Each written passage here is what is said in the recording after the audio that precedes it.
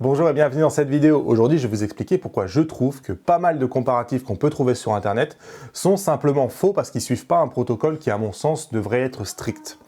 Donc cette vidéo, elle prend sa source à travers de nombreuses discussions pour les membres de la formation à qui je veux montrer ça justement et j'ai décidé d'en faire une vidéo pour tout le monde puisque ça peut servir à tout le monde. Cette vidéo, ça pourrait presque être la suite de la vidéo dans laquelle je vous montrais que la montée en ISO du A7R4 de 61 millions de pixels est pour moi quasiment meilleure que le Sony A7 III. En fait, tout est question de comment on regarde les photos. Si vous comparez une photo de 61 millions de pixels contre une photo de 24 millions de pixels et que vous estimez le bruit, il y a plus de bruit sur l'A7R4. Sauf que si vous réduisez la taille de la photo d'A7R4 à 24 millions de pixels et que vous faites la même comparaison 24 millions de pixels contre 24 millions de pixels, la conclusion elle est tout autre. Et ici, ce que je vais vous montrer, c'est la même chose pour le piqué. Je vois beaucoup de comparatifs qui comparent le piqué de différents systèmes et de différents objectifs sans prendre les précautions qui pourtant font que les résultats sont justes ou sont faux.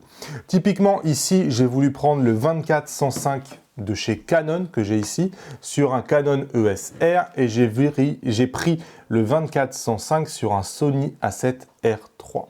Le problème, c'est que d'un côté, j'ai un capteur de 30 millions de pixels chez Canon et j'ai un capteur de 45 millions de pixels chez Sony.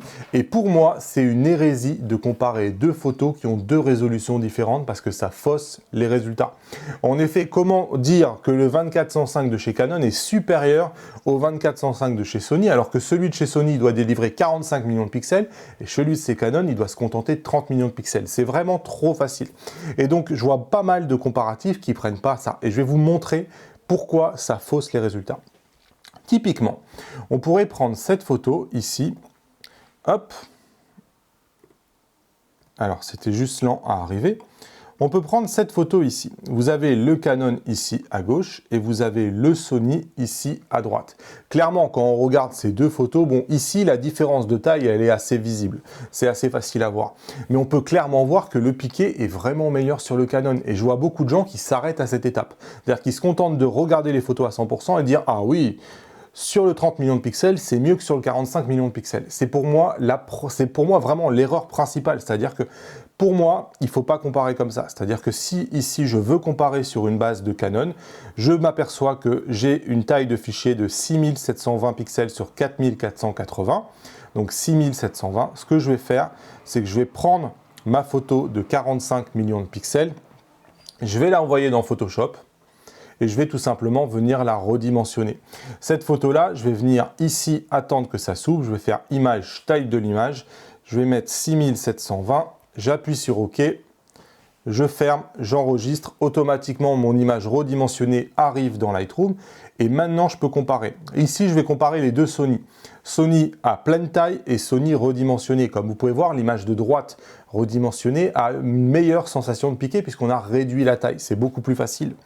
Et évidemment, maintenant, quand je vais faire la comparaison entre le version Canon contre la version Sony redimensionnée, eh bien, le résultat, il est tout à fait différent. Regardez, ici, j'ai l'impression que la version Sony est meilleure finalement que la version Canon.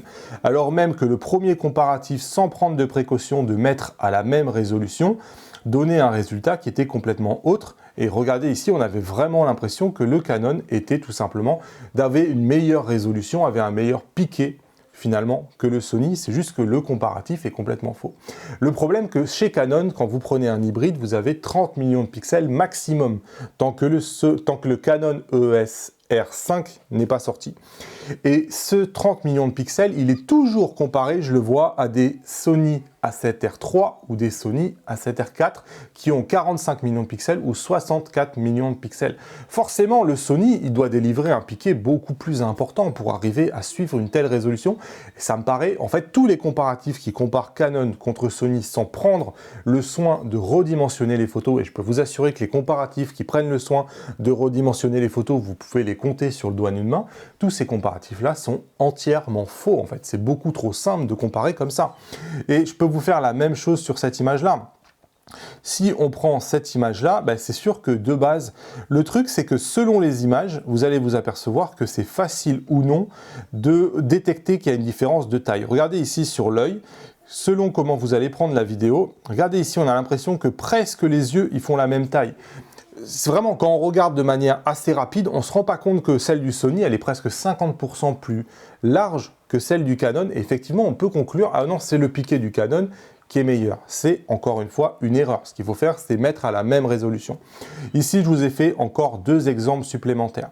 Donc, si je ne mets pas à la même résolution, par exemple, que je prends ces 2 photos de végétation là, et que je regarde cet endroit-là, alors ici, je vais synchroniser, voilà, et que je regarde ces 2 endroits-là, ben, je peux me dire effectivement, waouh, le piqué du Canon ici à gauche, mais il démonte le Sony, mais c'est incroyable. Et on voit beaucoup de vidéos comme ça. Ici encore, je suis sur un A7R3, je vois des vidéos de gens qui font A7R4 61 millions de pixels contre Canon 30 millions de pixels et qui concluent, waouh, le piqué du Canon est incroyable. Putain, mais encore heureux, il a 2 fois moins de pixels. Donc ici, si je redimensionne mon image à la même dimension, même résolution, et que je refais le comparatif, donc ici je synchronise les images, et je rezoome au même endroit, et on n'a pas du tout la même conclusion. Et ici on se dit, ah oui, non, le Sony est mieux. Tout ça, c'est une hérésie. Vous pouvez tirer quasiment aucune conclusion à partir du moment où vous avez des résolutions de capteurs qui sont différentes.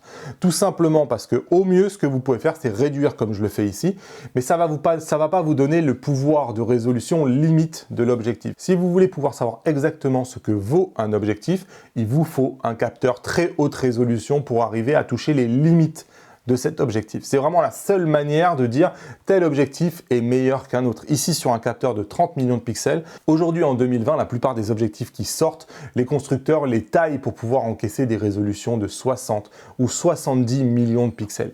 Et c'est impossible avec un capteur de 30 millions de pixels de savoir quelle est la limite exactement de votre objectif. Chez Sony, on est capable de les pousser à 61 millions de pixels et il y a plein d'objectifs qui n'y arrivent pas. Donc on peut dire sur ces objectifs-là, oui, ils sont capables, quelles sont ces limites, ils sont capables d'y aller, ils ne sont pas capables d'y aller. Ce 24-105 f4, ça fait partie des objectifs qui tirent profit des 61 millions de pixels. Il est vraiment extrêmement qualitatif. Je ne peux pas dire chez Canon que ce 24-105 f4 n'est pas aussi bon, hein. Il est probablement largement aussi bon que le Sony. Je dis juste, tant que j'ai un capteur de 30 millions de pixels, c'est difficile de tirer une conclusion sur la capacité ou non de ce 24-105 à être incroyable à haute résolution. En tout cas, ce qui est certain, c'est que comparer 2 photos qui n'ont pas la même résolution, vous allez avoir un résultat qui est systématiquement faux. Donc voilà, là je vous l'ai montré à travers quelques images, on pourrait faire 1000 exemples, hein, mais c'est tellement simple en fait de comprendre que avoir 45 millions de détails, c'est beaucoup plus difficile que d'en avoir 30. Et que quand vous comparez 45 millions de détails à 30 millions de pixels, à 30 millions de détails, c'est celui qui a 30 millions de détails qui peut avoir une sensation de meilleure netteté, forcément, puisqu'il a moins de détails. Donc pour pouvoir comparer 2 systèmes, soyez sérieux, comparez toujours à la même résolution, sinon c'est même pas la peine et vos conclusions vont être 100% fausses. En tout cas, pour ma part, pour avoir comparé le Sony 24-105 f4 et le Canon 24-105 f4, je suis capable de tirer aucune conclusion. Tout ce que je peux dire, c'est que le Sony est au moins aussi bon que le Canon sur la base de ce que j'ai vu, puisque je peux constater que le Sony à 24-105 f4, il est capable, quand je regarde même à f4, de donner 45 millions de pixels, et je peux vous assurer qu'il les donne. Il n'y a absolument rien à lui reprocher. Là, si je prends par exemple la photo de mon chien, et que je zoome sur l'œil, hop, c'est là où j'ai fait la mise au point sur les 2. Vous voyez ici, quand on regarde comme ça, il faut regarder attentivement et avec un œil averti pour se rendre compte que la photo de droite, ici, elle a quasiment 50% de pixels supplémentaires que la photo de gauche. L'œil est plus gros quasiment de 50% à gauche et on ne s'en rend pas forcément compte quand on regarde comme ça. Ce qui est certain, c'est que si j'essaye de regarder le détail sur tous ces petits poils ici autour de l'œil, j'ai des détails, j'ai des distinctions entre les poils qui sont beaucoup plus fines ici sur 45 millions de pixels que ce que je peux l'avoir ici sur 30 millions de pixels.